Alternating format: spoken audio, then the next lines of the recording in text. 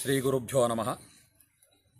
ಪರಮಪೂಜ್ಯ ಶ್ರೀಮದ್ ಜಗದ್ಗುರು ಶಂಕರಾಚಾರ್ಯ ಶ್ರೀಮದ್ ರಾಘವೇಶ್ವರ ಭಾರತಿ ಮಹಾಸ್ವಾಮಿಗಳವರ ದಿವ್ಯ ಚರಣಾರವಿಂದಗಳಿಗೆ ಸಾಷ್ಟಾಂಗ ಪ್ರಣಾಮಗಳನ್ನು ಮಾಡುತ್ತಾ ಸಮಸ್ತರಿಗೂ ಸೌರಯುಗಾದಿ ವಿಷು ಹಬ್ಬದ ಹಾರ್ದಿಕ ಶುಭಾಶಯಗಳು. ಪರಮಪೂಜ್ಯ ಶ್ರೀ ಸಂಸ್ಥಾನದವರ ದಿವ್ಯ ಮಾರ್ಗದರ್ಶನದಲ್ಲಿ ಗೋಸೇವೆಯನ್ನು ಮಾಡ್ತಾ ಇರುವಂತಹ ಅಮೃತಧಾರಾ ಗೋಶಾಲೆ ಬಜಕೂಡ್ಲು ಇಲ್ಲಿ ಇದೇ ಬರುವ ವೈಶಾಖ ಮಾಸದಲ್ಲಿ ಒಂದು ವಿಶಿಷ್ಟವಾದಂತಹ ಕಾರ್ಯಕ್ರಮ ಆಯೋಜನೆಯಾಗಿದೆ. ಈ ಗೋಶಾಲೆಯ ಪ್ರಾರಂಭದಿಂದಲೂ ಈ ಗೋಶಾಲೆ ಧಾರ್ಮಿಕವಾಗಿ ಮತ್ತು ಸಾಮಾಜಿಕವಾಗಿ ಎರಡು ರೀತಿಯಲ್ಲೂ ಕೂಡ ತನ್ನ ಕಾರ್ಯವನ್ನು ಮಾಡ್ತಾ ಬಂದಿದೆ. ಗೋಶಾಲೆಯ ಪ್ರಾರಂಭದ ಸಂದರ್ಭದಲ್ಲಿ ಇಲ್ಲಿ ನಿರಂತರವಾಗಿ 48 ದಿವಸಗಳ ಒಂದು ಗಣಪತಿ ಹವನದ ಕಾರ್ಯಕ್ರಮ ನಡೆದಿತ್ತು. ಆ ಸಂದರ್ಭದಲ್ಲಿ ನಮ್ಮ ಕಾರ್ಯಕರ್ತರ ಮನಸ್ಸಿನಲ್ಲಿ ಒಂದು ಯೋಜನೆ ಬಂದಿತ್ತು. ಅಹೋರಾತ್ರಿ 24 ಗಂಟೆಗಳ ಒಂದು ಅಥರ್ವಶೀರ್ಷ ಪಾರಾಯಣವನ್ನು ಮಾಡಬೇಕು ಅಂತ. ಆದರೆ ಅದಕ್ಕೆ ಸಮಯ ಬಂದಿರಲಿಲ್ಲ. ಆನಂತರ ಒಂದು ಸಲ ನಮ್ಮ ಗೋಶಾಲೆಯ ಅಧ್ಯಕ್ಷರು ನಾವು ಚೋಟಾನಿಕೆರೆ ಭಗವತಿಯ ದರ್ಶನ ಮಾಡಿ ಬರ್ತಾ ಇರುವಾಗ ನಮ್ಮದೊಂದು ಅಥರ್ವಶೀರ್ಷ ಪಾರಾಯಣದ ಕಾರ್ಯಕ್ರಮ ಉಂಟಲ್ಲ, ಅದನ್ನು ಯಾವಾಗ ಮಾಡುವುದು ಅಂತ ಕೇಳುವಾಗ ಹೀಗೆ ಯೋಚನೆ ಮಾಡ್ತಾ ಮಾಡ್ತಾ ಶನಿ ಜಯಂತಿ ಅಂತ ಒಂದು ಕಾರ್ಯಕ್ರಮ ಉಂಟು, ಆ ದಿವಸ ಮಾಡಬಹುದು ಅಂತ ಯೋಜನೆ ಬಂತು. ವೈಶಾಖ ಅಮಾವಾಸ್ಯೆ ಅದು ಶನಿ ಜಯಂತಿ ಅಂತ ಪ್ರಸಿದ್ಧ. ಶನಿ ಆ ದಿವಸ ಅವತಾರವನ್ನು ತಾಳಿದ್ದು ಅಂತ ಪುರಾಣಗಳಲ್ಲಿ ಹೇಳ್ತಾರೆ. ನಮ್ಮ ಈ ಭಾಗದಲ್ಲಿ ಶನಿ ಜಯಂತಿ ಆಚರಣೆ ಅಷ್ಟು ದೊಡ್ಡ ಪ್ರಮಾಣದಲ್ಲಿಲ್ಲ.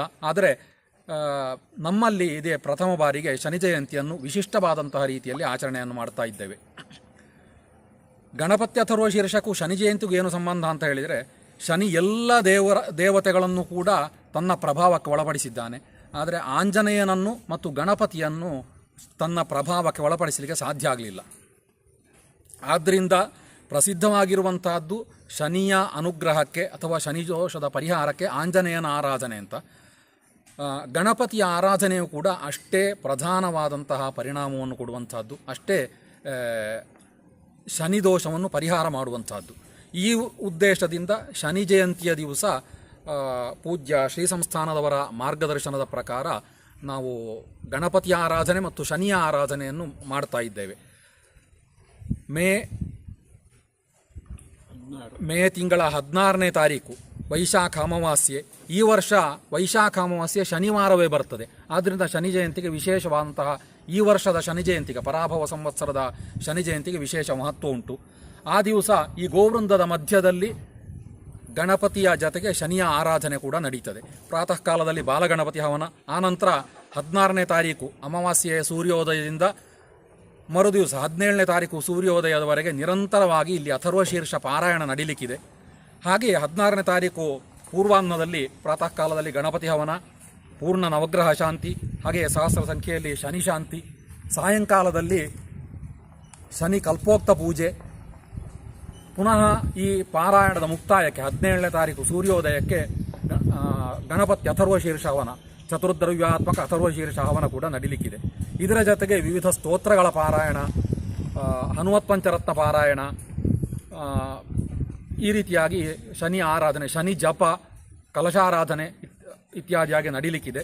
ಈ ಎಲ್ಲ ಕಾರ್ಯಕ್ರಮಕ್ಕೆ ಎಲ್ಲ ಸದ್ಭಕ್ತರು ಆಗಮಿಸಿ ಗೋಮಾತೆಯ ಮಧ್ಯದಲ್ಲಿ, ಗೋವೃಂದದ ಮಧ್ಯದಲ್ಲಿ ಗಣಪತಿಯ ಆರಾಧನೆಯನ್ನು ಮಾಡಿಕೊಂಡು ಶನಿಯ ದೋಷಗಳನ್ನು ನಿವಾರಣೆ ಮಾಡಿಕೊಂಡು ಶನಿಯ ಅನುಗ್ರಹವನ್ನು ಪಡೆಯುವಂತಹ ಈ ವಿಶಿಷ್ಟ ಕಾರ್ಯಕ್ರಮಕ್ಕೆ ಪೂಜ್ಯ ಶ್ರೀ ಸಂಸ್ಥಾನದವರ ಯೋಗ್ಯವಾದಂತಹ ನೇತೃತ್ವ ಮತ್ತು ಮಾರ್ಗದರ್ಶನ ಇರುತ್ತದೆ. ಹಾಗೆಯೇ ನಮ್ಮ ಎಲ್ಲ ಸದ್ಭಕ್ತರ ಸಹಕಾರ ಇರುತ್ತದೆ. ಭಗವಂತನ ಜತೆಯಲ್ಲಿ ಈ ಕ್ಷೇತ್ರದಲ್ಲಿ ನಿರಂತರವಾಗಿ ಸಾನ್ನಿಧ್ಯವನ್ನು ಕೊಡುತ್ತಾ ನಮ್ಮನ್ನೆಲ್ಲ ಮುನ್ನಡೆಸ್ತಾ ಇರುವಂತಹ ಭಗವಾನ್ ಶ್ರೀಕೃಷ್ಣನಿಗೆ ಕಲ್ಪೋಕ್ತ ಪೂಜಾರಾಧನೆಗಳು ಕೂಡ ನಡೀಲಿಕ್ಕಿದೆ. ಹಾಗೆಯೇ ಗೋಪೂಜೆ, ಗೋದಾನ ಇತ್ಯಾದಿ ಸೇವೆಗಳು ಕೂಡ, ಗೋಸೇವಾ ಕಾರ್ಯಗಳು ಕೂಡ ಆ ದಿವಸ ನಡೀಲಿಕ್ಕಿದೆ. ಒಟ್ಟಿನಲ್ಲಿ ಸರ್ವ ಪಾಪಗಳನ್ನು ಪರಿಹಾರ ಮಾಡುವಂತಹ ಸರ್ವ ದೇವತಾಶಕ್ತಿಗಳ ಸ್ವರೂಪಿಣಿಯಂತಹ ಗೋಮಾತೆಯ ಪದತಲದಲ್ಲಿ ಶ್ರೀಗುರುಗಳ ಕಾರುಣ್ಯದ ಕೃಪಾ ಛತ್ರದ ಅಡಿಯಲ್ಲಿ ಭಗವಾನ್ ಗೋಪಾಲಕೃಷ್ಣನ ದಿವ್ಯ ಸಾನ್ನಿಧ್ಯದ ಸನ್ನಿಧಿಯಲ್ಲಿ ಶನಿ ಜಯಂತಿಯ ಪುಣ್ಯ ಪರ್ವದಂದು ನವಗ್ರಹರು ಸಹಿತನಾಗಿ, ಗಣಪತಿ ನವಗ್ರಹರ ಸಹಿತನಾಗಿ ಶನಿಯ ಆರಾಧನೆ ಮತ್ತು ವಿಶೇಷವಾಗಿ ಮಹಾಗಣಪತಿ ಆರಾಧನೆ ನಡೆಯುವುದಕ್ಕಿದೆ.